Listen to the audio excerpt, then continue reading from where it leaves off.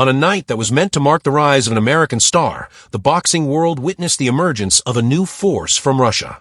Daniel the Golden Child Jacobs, a promising and undefeated 23-year-old middleweight from Brownsville, Brooklyn, stepped into the ring for the 21st fight of his professional career.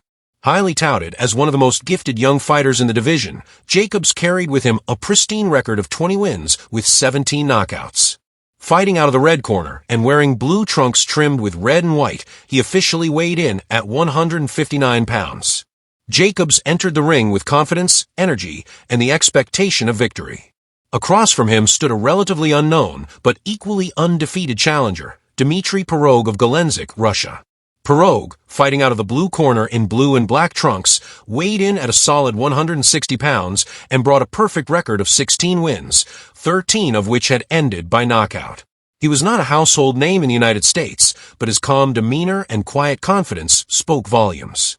From the opening bell of round one, the contrast in styles quickly became apparent. Jacobs opened aggressively, attempting to establish dominance with a powerful right hand. However, what followed was not the type of fight Jacobs, or his team, had anticipated. Pirog, known among European boxing circles for his unorthodox style, demonstrated a level of head movement and defensive awareness that immediately frustrated Jacobs' offensive rhythm. Rather than engaging directly, Pirog used subtle waist-level movements, quick pivots, and off-angle footwork to avoid clean shots while creating space to land his own. Jacobs, perhaps sensing early difficulty, switched briefly to a southpaw stance, looking for a different angle to land his power shots. Although he had some minor success, he quickly reverted to his orthodox stance as the southpaw approach failed to make a significant impact. Pirog's footwork, timing, and unusual rhythm gave him an advantage that was hard to quantify by mere punch stats. He didn't throw with excessive volume, but the shots he landed were meaningful. His punches, delivered from awkward angles and at varying speeds, began to break through Jacobs' defense. Jacobs' corner, led by trainer Victor Roundtree, urged their fighter to focus on the body, hoping it would slow down Pirog's constant movement. But the Russian continued to stay a step ahead, using lateral motion and deceptive head movement to avoid Jacobs' attacks and fire back with short, accurate combinations. The fight slowly shifted in momentum, round by round. Though Jacobs had moments of success, especially with body shots and occasional right hands, Pirog's confidence only grew.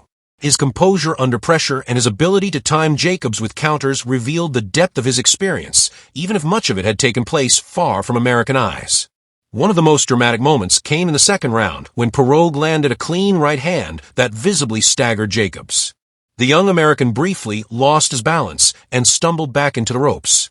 Although referee Robert Byrd ruled a slip and allowed the fight to continue, many at ringside believed the ropes had prevented a knockdown. Replays appeared to support that claim, but the ruling stood. Regardless, the shot marked a turning point, both physically and psychologically. Jacobs, known for his poise and discipline, began to show signs of uncertainty. His facial expressions and frequent glances to his corner suggested growing frustration. The pressure from Pirog was not straightforward. He wasn't simply walking Jacobs down. Instead, he applied pressure in layers, through movement, rhythm changes, feints, and timing. He controlled the pace without appearing rushed, and he made Jacobs fight at an uncomfortable tempo. In round 3, Jacobs landed a clean left hand, perhaps his most significant shot of the fight, while momentarily returning to a southpaw stance. But it was not enough to discourage Pirog, who absorbed the shot well and immediately resumed his forward rhythm.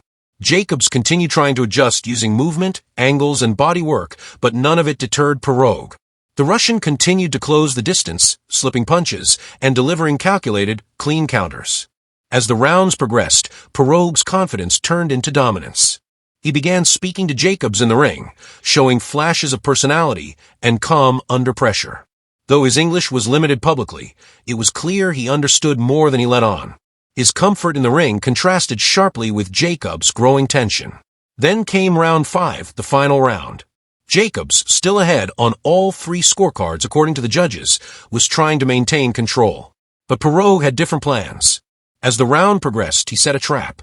Slipping a jab and stepping slightly to the side, Pirog unleashed a devastating overhand right. The punch landed flush on Jacobs' chin. The impact was immediate and conclusive. Jacobs collapsed backward, unconscious before he hit the canvas. Referee Robert Byrd began to move in, but did not complete the count. It was over. A stunning knockout. Daniel Jacobs, once considered one of the brightest young stars in American boxing, had suffered his first defeat in devastating fashion. The arena, which had entered the fight with energy and confidence behind the Brooklyn native, fell into shocked silence. Despite being behind on the cards, Dmitry Pirog had delivered a knockout so definitive that there was no doubt who the better man was that night.